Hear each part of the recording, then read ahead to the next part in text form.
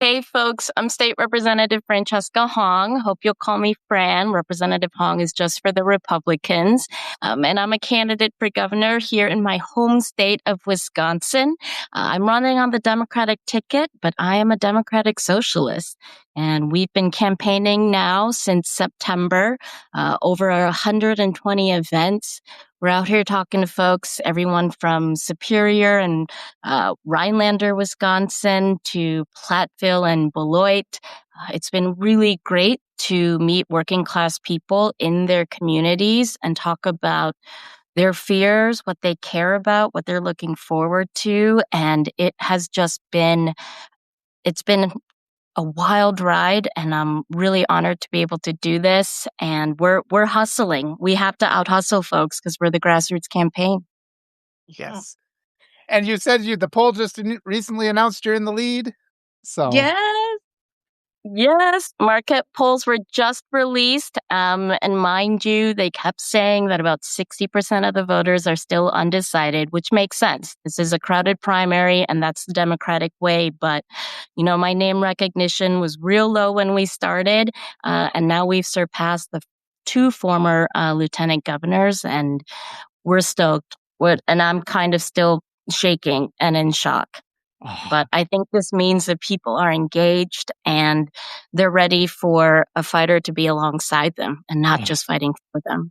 absolutely. Yes. I'm ready for that. Now I'm going to turn over to Melissa to introduce herself and to ask her first questions here. Oh, yeah. I am. My name's Melissa. I'm so freaking excited to meet you. I read up on now I'm a resident in Virginia, but I, follow politics all over, especially people who stand on business when it comes to trans rights. I have a trans kid, adult kid, and living in Virginia, we have just rolled over from being a very purple state to being solid blue. Thank God.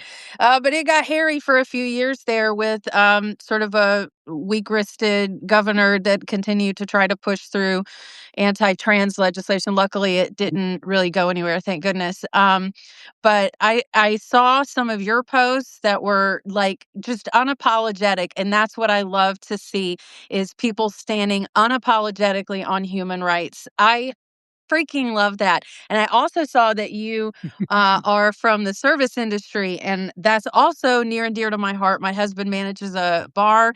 He's managed it through COVID, kind of kept it open really after COVID. And during COVID, I started a website called Virtual Tip Jars that Mhm. just went freaking nuts. And over like Our, $3 our million restaurant, came through that site. we Yeah. had folks donate via the virtual tip jar. That's what community power is. Folks Yeah. out here taking care of one another, and folks in the service industry, we're service first, right? So for people to show out for the people who are looking out, it was really beautiful. So thank you for that.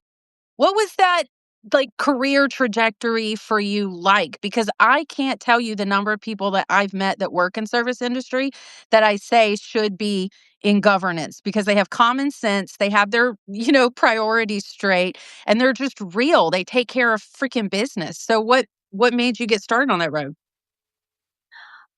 It was 2016 when we opened the restaurant, the same year that I had my son. And I always remind folks, don't have a baby and open a restaurant at the same time. Yeah. But I'm actually a college dropout, and I dropped out to become a chef.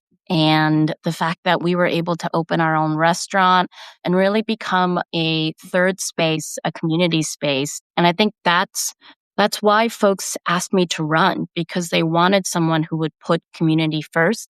That was, I was out here foul mouthed yelling at our authoritarian speaker in the legislature to do better, that he was putting people in harm's way, that public health was being compromised. And no one was helping small business owners like us. Our service industry workers, are relatively vulnerable. And I'm glad you mentioned that folks in the industry would make great elected officials because we know how to talk to people. We know how to listen. We are out here about, the hustle and being a space for working class people to come together. And I think being a mom and pop restaurant, someone who, we brought together women in the service industry. I formed the Culinary Ladies Collective, and with a bake sale, we raised over $20,000 for Planned Parenthood. So it was the community ready for a different type of leadership, a foul-mouthed single mom who ran a restaurant to be out here hustling and getting shit done. And we've been fighting ever since. I love what you just said, and especially about listening, because even now, the political dialogue, there's so much lecturing that we get, and it's both political parties that do it. My friend Nick Paro, I'm going to have you meet Nick Paro too. And his Yes. comment is the Republicans, their motto seems to be fascism now, and the current Silver Spoon Democrats, their motto seems to be fascism later. And we need somebody who just says no fascism, And every time I talk about these things, people start lecturing me. And I just saw Gavin Newsom say it, that they have to appeal to the moderate Republicans. And it's like, look, if you want to appeal to moderate Republicans, run as a Republican then. Let's have Yeah. some of these middle of the road Democrats transform the Republican Party. And then we can have Democrats who actually try to appeal to Democrats. So I thought I'd pitch that to you and see what your thoughts were on those ideas. I was at UW Platteville yesterday, and this is a student population that's, relatively like purple and maybe even leaning red. And the folks who shut up, there were people on both sides. And a couple of the students came up to me afterwards and they're like, thank you for naming fascism for what it is. And I hear from folks that, maybe I want to tone down the language, that it's abrasive, that, or is it, do you have to say fascism all the time? And I think it's very important, like when I named the genocide, like that we have to be real about where we're at so that folks feel that sense of urgency and agency that we have to come together to fight back. And it shouldn't be like this. And if we care about our shared humanity, our shared future, our kids, we have to be out here making sure that these little revolutions that are happening all across the country become the big one to actually go from a system that's rigged that benefit the elites, the well-connected, the fucking Yes. billionaires. The people can win, and that moment is now. Yes. Let me pivot to Melissa because I know I'm close to Minneapolis, so we've been seeing what's going on there. And with this, people are dying, and I always say, what assurances do we have that these ICE agents we don't know who they are. So what assurance do we have that they're not pedophiles and rapists and murderers? They don't tell us their names. They don't tell us their backgrounds. What assurance do we have that these detention camps people aren't getting abused? And I know I've seen it, with my friends. Melissa, what's your experience been like where you're at? Yeah, we're having ICE activity here, but the way they're going about it is entirely different because we are a heavily military and veteran community. They are super in stealth mode. These aren't like the big gangs of tactical geared dudes out in the middle of the day. They're operating at dawn, at dusk. They're hitting construction sites, and they're really relying on the fact that we don't have a lot of people on rapid response here yet to get away with that activity without being recorded and monitored. So that's what we've taken upon ourselves. Those of us who are doing rapid response is okay if we need to get up half an hour earlier to catch you guys at 6. That's what we're going to do because we're going to be watching you all the time. And it's interesting as we watch the different tactics that they're using in different cities, they are tailoring their tactics to the cities. They're doing a lot more undercover stuff here, undercover vehicles, buying up really old vehicles, like busted up vehicles that we then see agents come out of. And like I keep saying to people when there are people here that want to say, well, I mean, they're just doing federal law enforcement. Nah, like driving a 1988 Camry with the paint rubbed off and rolling out of it masked up is not federal law enforcement. You know it. I know it. We know how to recognize legitimate law enforcement activity. And this is Yeah. not it. And so we're trying to learn from the cities that have already had the activity go on and sort of set some best practices while also recognizing that the way they're going to execute this in heavily veteran areas is going to be different because the entire veteran community is not with this and they are armed and trained. So, yeah. And I'll note that, there's been increasing ICE activity here in Wisconsin since January. And because parts of Northwest Wisconsin are close to the cities, and we do have law enforcement who are on these 287G agreements to voluntarily coordinate with ICE, the communities that are actually relatively small rural communities are being targeted. And I am a part of some of these rapid response groups trying to get resources from and learn from the folks who are in Minnesota where community resilience just grew, and we could see, what community is capable of when we have a lawless rogue agency like ICE abducting and disappearing people. And we wanted to support an immigrant-owned restaurant when we were up in Baldwin, Wisconsin, and they got raided by ICE. 4 staffers were disappeared, and they let ICE agents in. A customer did, into an employee-only's area, but the community's fighting back. They are reinvesting in mutual aid, out here making sure folks got groceries, can have a ride to work, that they are making sure that cars that they can't identify, they got a list of them to make sure that they're able to track. I mean, the patrol looks different in rural areas, but Yep. people are making sure that they're showing up for one another. And I need more people in Wisconsin to look at supporting organizations like Chippewa Valley Indivisible, who is the organization that I trust to get funds and resources directly to families and the people doing rapid response. Because yes, they're absolutely eventually probably going to target our blue cities, but they're in the smaller towns right now in eastern Wisconsin, where I know that folks who are working for different at different factory jobs have been targeted. And so these are lawless rogue agents who are more concerned with, you know, kind of meeting whatever random desire that they have to control people and not giving a shit that they're upending people's lives and forcing folks to live in terror. Yeah, and we'll have to share this interview with the Chippewa Valley Indivisible so more and more people can see and hear what your message is. But I wanna say this is why it's so important for you to speak unapologetically about the reality of what's going on, because we know that the legacy media is not covering this as they should be, and so much of the country, so much of our state isn't aware of these true dangers, but the reality is there are human rights violations taking place. Mhm. We don't know what's going on in these detention centers. There have been some horrific rumors, and it's 73,000 plus people. Again, people Yeah. coming up from South America are Roman Catholics. These are Christians. I always like to emphasize this for the Republicans. Yeah. This regime is more anti-Christian than any regime ever. And I think there's are we is the United States committing a genocide? I mean, where are all these people? What are the names of the people that are detained? It's very serious right now, and but it's just part of the overall.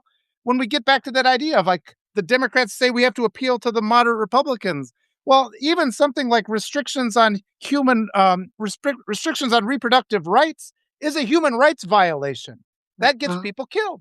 So why are we listening? Why are we acting as a what is moderate about sentencing women to death, stealing their bodily autonomy? So I think the more we start having those conversations, that gives us a stronger platform, from which we can rally the people and get the victories and get the government we deserve. The reality right now is that we are criminalizing physicians, nurses, and policing women's body. And we're going after women for exercising their freedom and their right and protecting pedophiles. Right? Like, that is so fucking absurd and should never be a reality that instead of holding pedophiles accountable, we are arresting doctors and we are having women die during childbirth because folks don't know if they could even perform an abortion procedure, which is a medical procedure, and reproductive rights are human rights. Reproductive care is healthcare. I mean, but also, should we be surprised that the Trump regime is out here just slashing funds for people to get health care, ripping away food from children, defunding food share here in Wisconsin and food stamps? Of course, they're going to go after women who need health care as opposed to going after the pedophiles where the corruption just seems to be endless and knows no bounds. Mhm. So Melissa? when you're having conversations with Republicans there, so like I said, I'm from the South. I'm originally from South Carolina. So Republicans there have been on the okey doke since 1860. There's no talking to them. Like there's just no conversation that's going to breach the divide of this institutionalized racism that and white supremacy that they have internalized and made part of their DNA. But I'm unfamiliar with the brand of Republicans that live in the North. What are those conversations like when you try to bridge the divide and have these like eye to eye conversations? It's so much in the approach that I'm asking people to see me as the single mom, the bartender, the restaurant owner first, because I don't blame fucking anyone for not trusting politicians right now. So if I'm showing up in spaces, whether it's at a meet and greet or a Democratic County party or at the dive bar or a bowling alley, I'm trying to approach the conversation with someone without the judgment that they voted differently than I did in 24. I talked to an Obama, Trump, Biden, and I believe Trump voter after that at one of our events. And he came out and told me that it's the economic issues, how I'm not showing up as an elitist, and the fact that I am different because I want folks to be proud of Yes. living and being from Wisconsin. I want folks to love the state that they're in because I love this state that's afforded me so many opportunities. I mean, this is a state where a foul-mouthed mom and service industry worker became a state representative, and I was leading in the polls.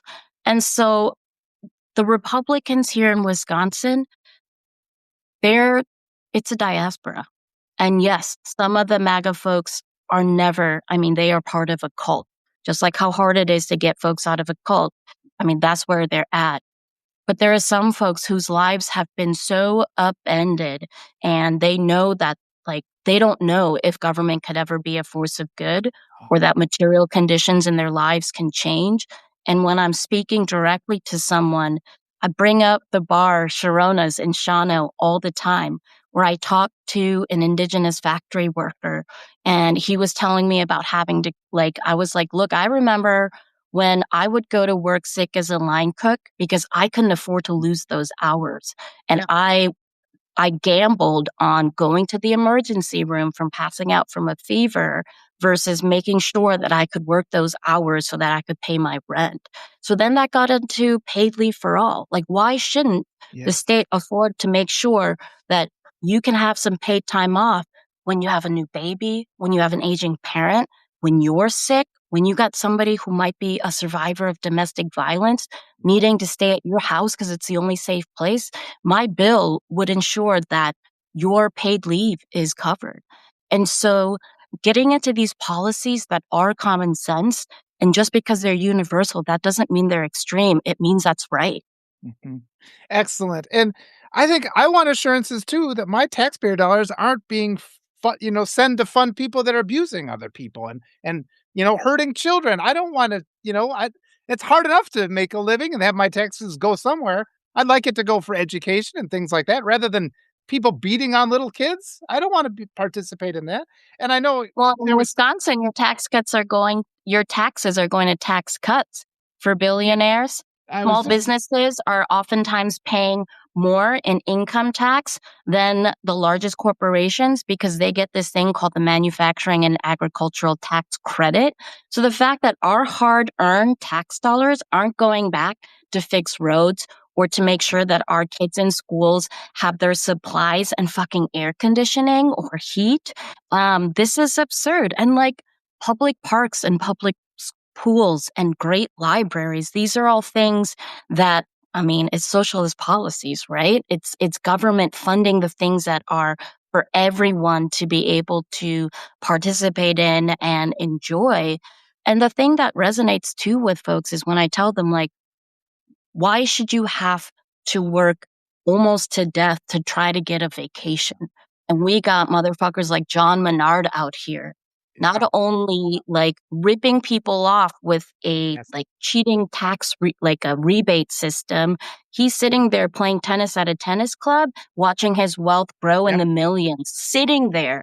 So they like to target a lot of times we hear about like people are sitting at home playing video games and like reaping these benefits. And it's like, look at who's not working and watching their wealth grow and then getting a tax cuts with our tax dollars. And so it comes down to fairness and letting folks know that you deserve better for the hard work that you're doing. Yeah.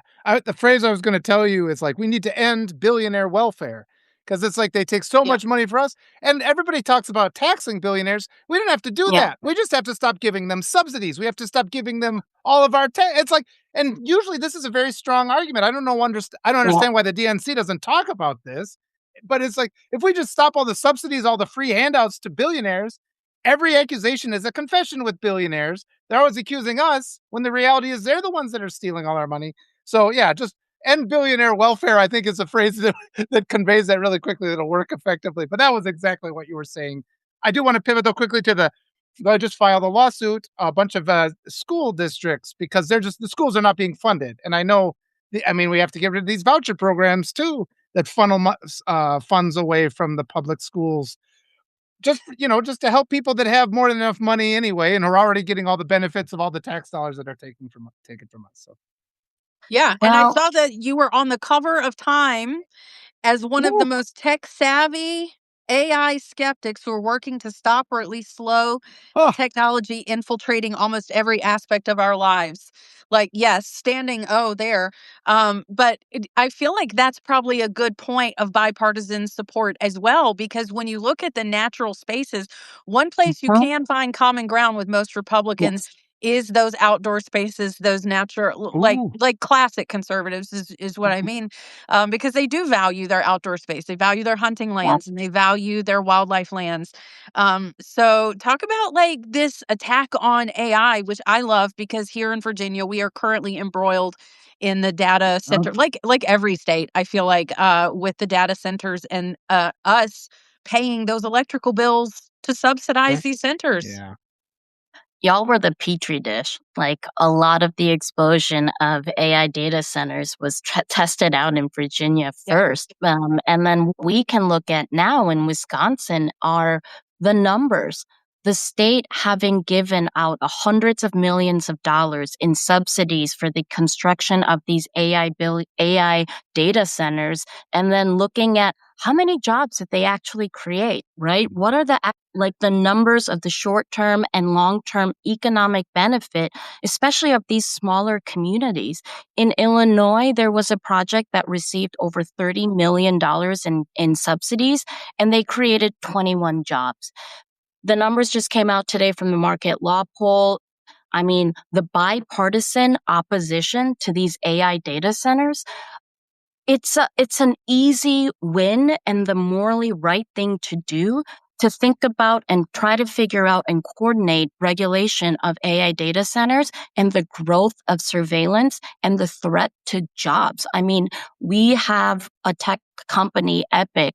Most healthcare systems are using Epic for their software, and people are getting laid off. You know, folks who are working as in offices, data analytics, marketing. This is terrifying how those jobs may become obsolete.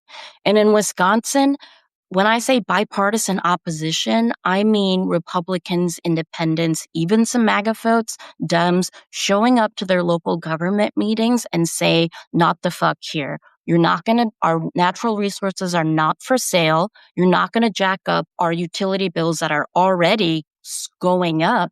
And the thing that's going to make people like that's attractive about our state are our gorgeous natural resources, those public lands that you were talking about. I mean, hunting is a time honored tradition here in Wisconsin. I myself very much enjoy trap shooting, getting to say pull and watching a clay bird pop up.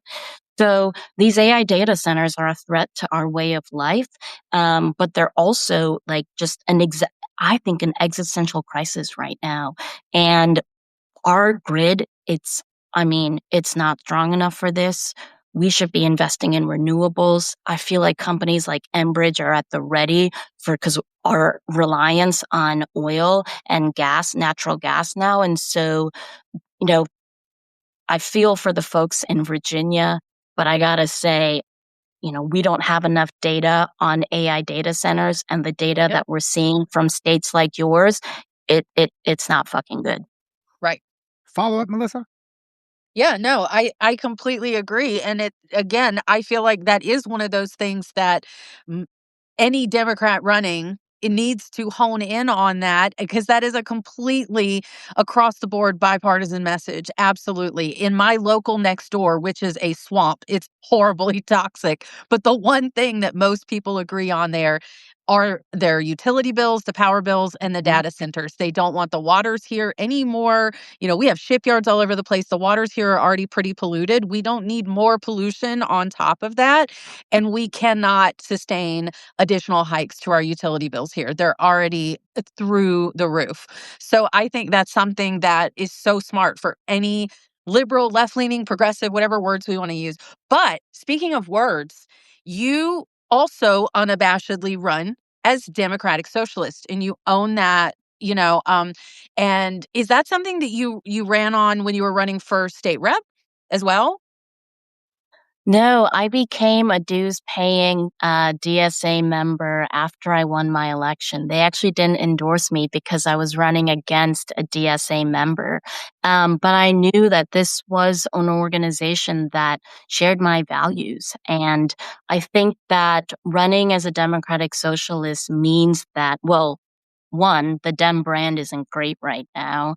Two, we're recognizing that this might be and is the party of working class people.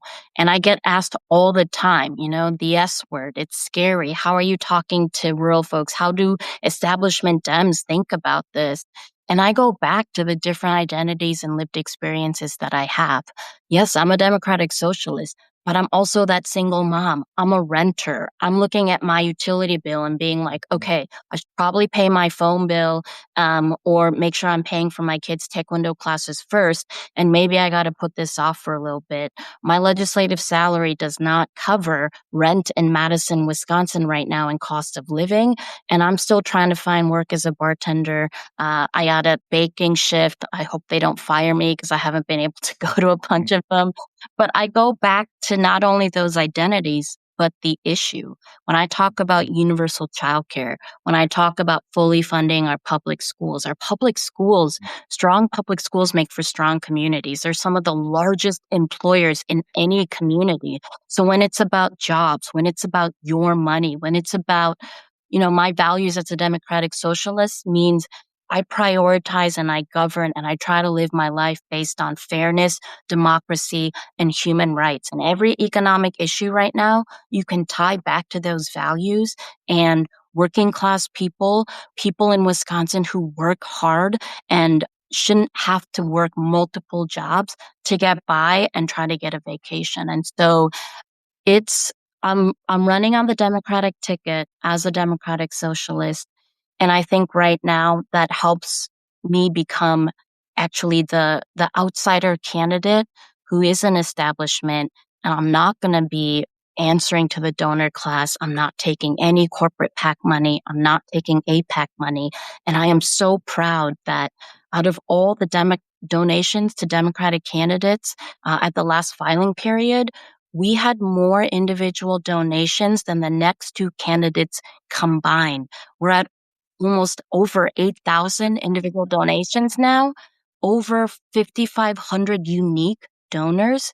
I mean, I got an opponent whose average donation was fucking $2,000. And so this means that I'm beholden to the people. I'm beholden to folks who are donating. We have every single county represented.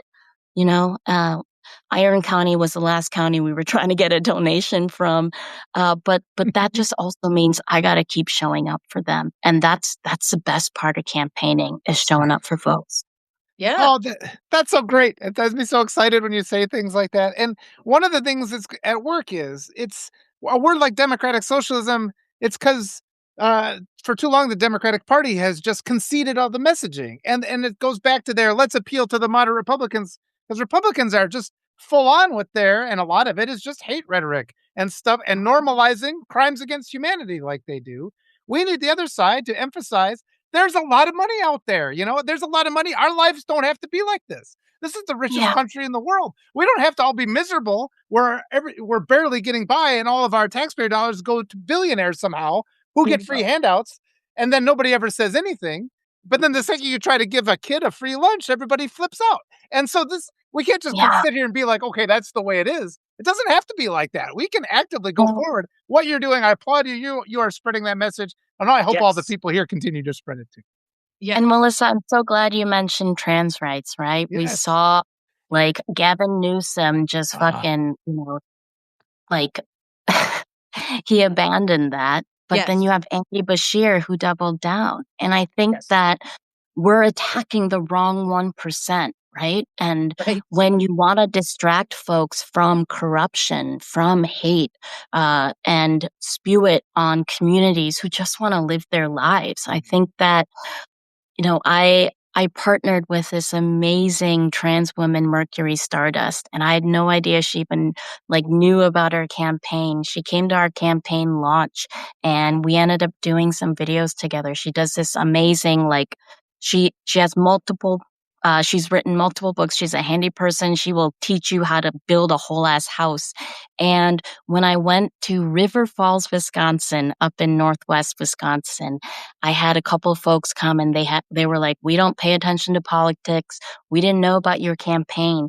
But when we saw you on Mercury Stardust platform and doing a video with her, we had to check you out because they trust her." It's Yeah. the Dem Party, because of their complacency and the corporate Dems having so much power, they didn't realize that so much of this is about the messenger and not just the message. And they have been gatekeeping candidates like me, young progressive candidates, trying to undermine democratic socialist candidates and elected officials when we're the ones actually expanding the base and making it so that we should be radically welcoming of all folks who want to engage right now. I Yes. can't be out here shaming and judging folks because of their voting record when they are hurting just as much as all of us because of decisions at the top, right? And so fighting for trans rights, that's fighting for human rights, fighting to make sure that we're moving away from these culture wars that are distracting us from the fact that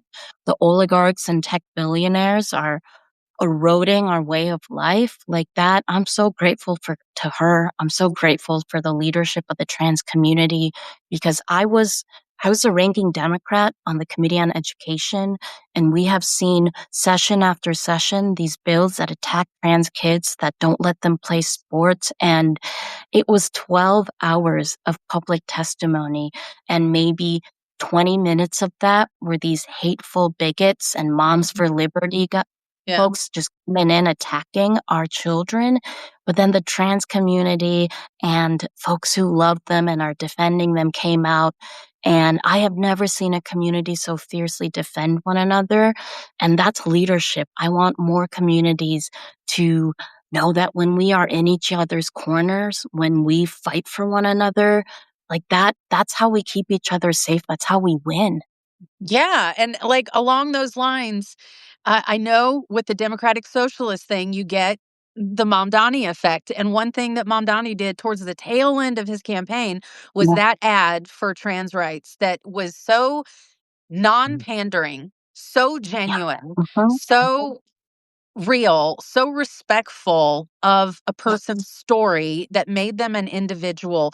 I think Mamdani won over people one at a time and then hundreds at a time and then thousands at a time because he did this where he focused on people's Yeah. issues, and he did it unceasingly with a smile on his face. Like, you could not catch Yeah. that dude fucked up. You could not catch him, at No. all. And, so how do you feel that's impacted your shift to, this open statement of being a Democrat? Do you think the Mamdani effect has helped you or hurt you in Wisconsin, which is a totally different place? It's definitely helped, and we are adopting strategies from his campaign. We know that's how we've been able to reach just an amazing community of youth voters who are always underestimated. They're not mm, listened to, and they're tired of mhm, politics, usual, and the establishment. But I'll say that For a while, I was really, and I still am honored to even get the comparison because Mayor Mamdani is he's getting shit done. I mean, it matters when you can get all the streets plowed after a blizzard. Yeah. Um, but here's the thing, like I have a resting bitch face. Oh, yeah. I'm never gonna be as charismatic as him. Like he is a once in a lifetime candidate, but you know, especially young folks, and we can't underestimate our voters that they can smell bullshit. So, you know, I Yeah. I'm honored for the comparison, but right now, he had 50,000 volunteers. We have over 2,000 people who have signed up for our campaign.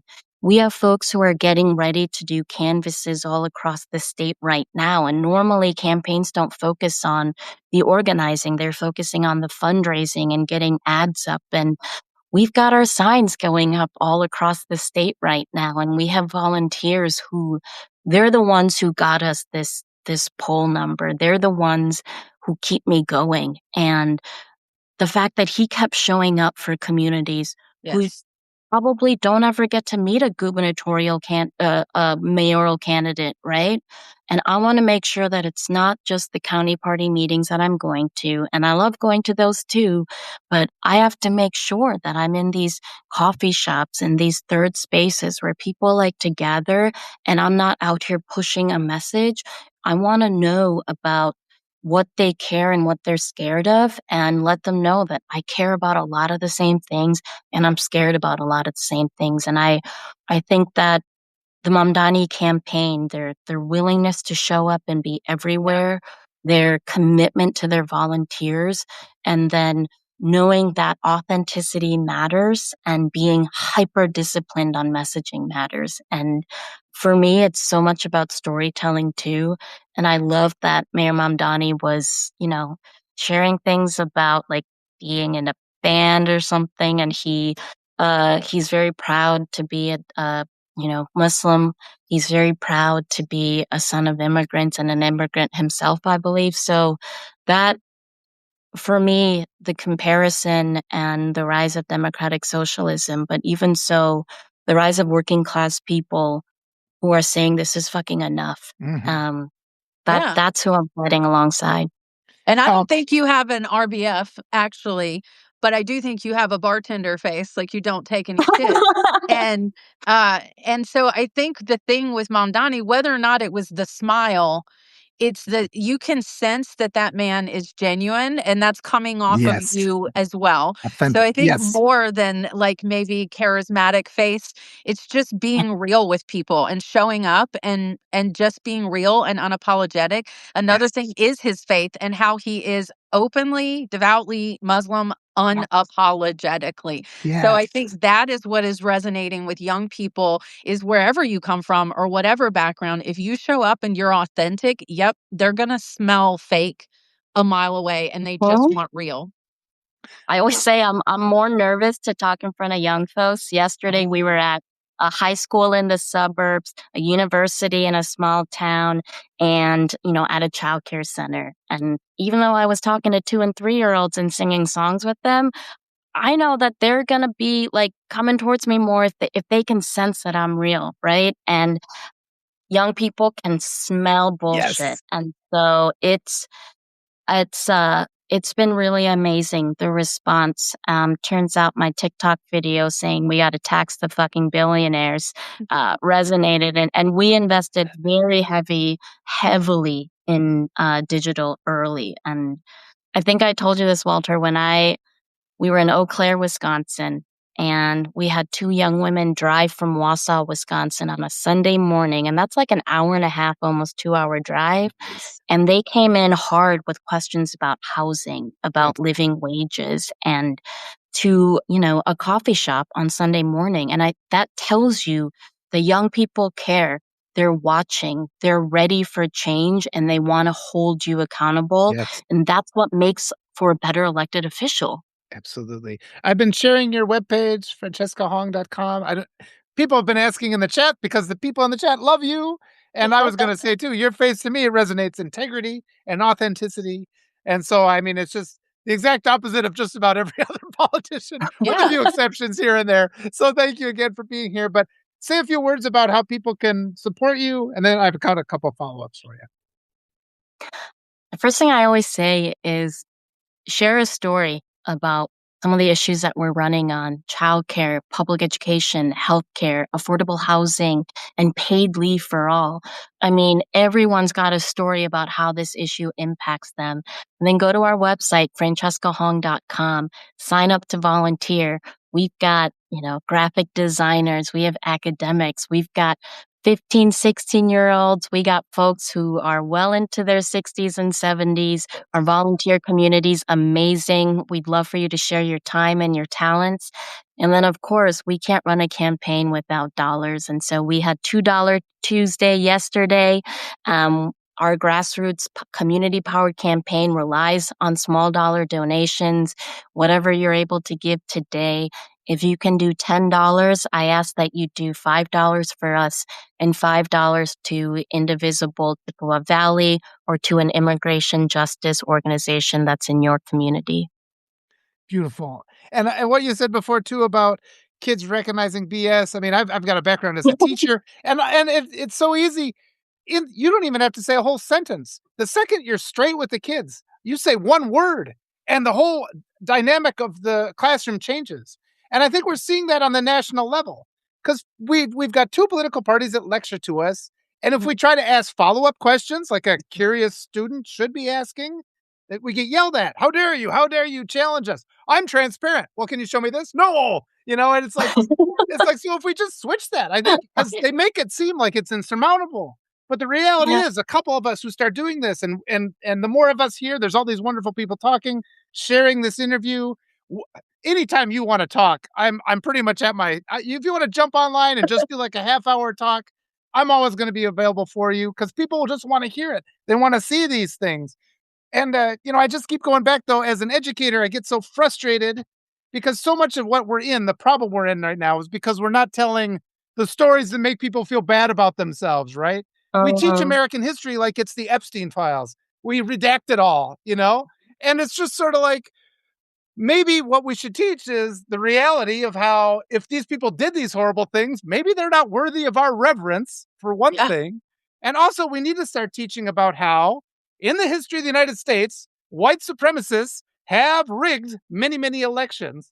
So I'm just kind of as we go into the midterms, I know this is on a lot of people's mind. There's been some questions about it. How do you feel about people are worried about the midterms? I would like to see some audits from the yeah. last election yet. I think we have a right to demand that because the other side they're still doing audits of 2020. How come can't do an audit of 2024? And I'm just worried. You're great. But what if you're cheated out of your win? I mean, that's really one of my big concerns. So your thoughts? Well, first on public education, both Republican and Democratic administrations up until now have not have been shitty on public education.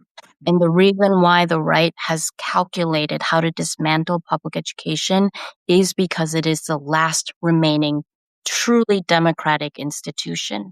And when we fully fund our public schools, when we meet our constitutional obligation here in Wisconsin to ensure that every child, regardless of ability and where they live, has access to a basic and sound public education, we're not doing that, which is why we had the lawsuit come out yesterday. Mhm. And when it comes to, oligarchy eroding democracy, I am very scared about what may happen with our elections.